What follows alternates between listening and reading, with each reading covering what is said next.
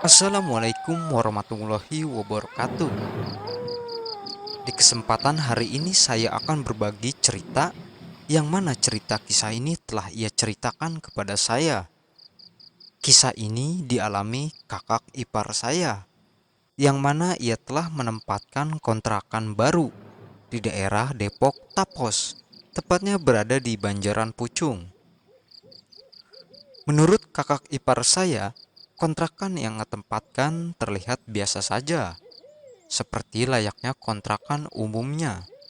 Hanya di belakang kontrakan tersebut ada pohon pisang dan rerumputan yang begitu panjang tak terurus.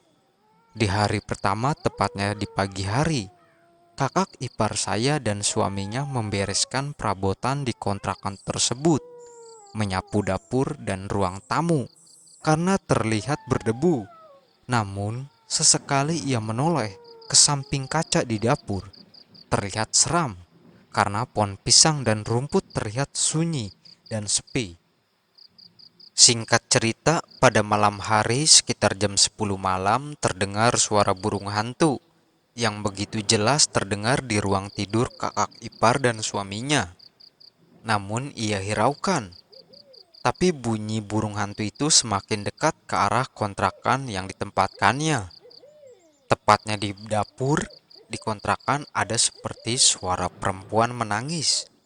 Awalnya kakak ipar saya mengira suara anak kecil tetangganya, namun tangisan tersebut layaknya orang dewasa. Sesekali suaminya membuka pintu dapur, tak ada apa-apa. Suara itu pun menghilang. Namun ketika ingin melanjutkan tidurnya, suara tangisan tadi terdengar kembali. Rasa takut yang mendorong agar ia melihat ke arah dapur. Namun setelah kakak ipar saya menghampiri, suara tangisan tadi tersebut seperti ada di bawah meja perabotan tersebut. Dalam hati, kakak ipar saya ingin menghampiri suara tersebut lebih dekat.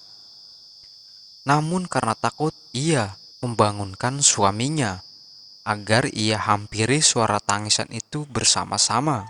Namun saat suaminya mendekati, suara tangisan yang sekilas berada di bawah meja tersebut di lantai rumah, terjatuhlah suara dari atap rumah, seperti air tumpah.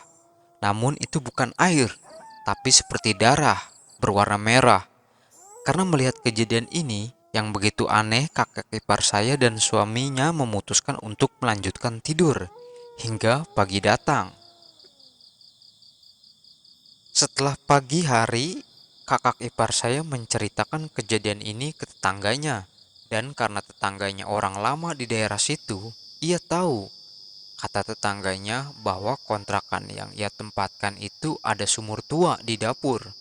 Namun pada waktu itu saat dibangun kontrakan sempat tukang bangunan ingin meratakannya dengan tanah.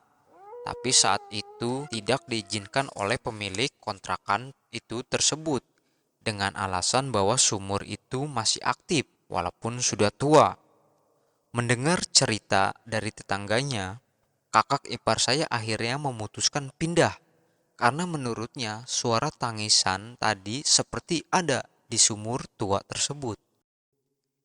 Itulah kisah yang mungkin dapat kami sampaikan. Semoga kita semua mendapat keberuntungan di hari ini dan seterusnya. Dan jangan lupa untuk like, subscribe, dan share. Terima kasih dan wassalam. Salam pencinta kisah misteri.